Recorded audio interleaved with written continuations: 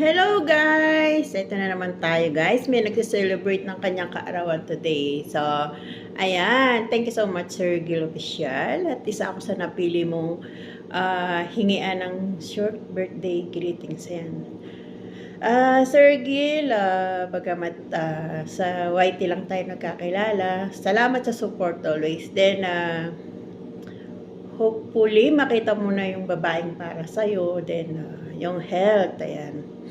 Gusto ko rin naman na makahanap ka na ng makakasama mo lifetime dahil hindi na tayo pabata. Then, happy birthday and happy new year dahil isang pitik na lang new year na ang iyong birthday. So, happy birthday, Sir Gil. Ingat-ingat. God bless you more. Bye-bye. Early Mix Vlog.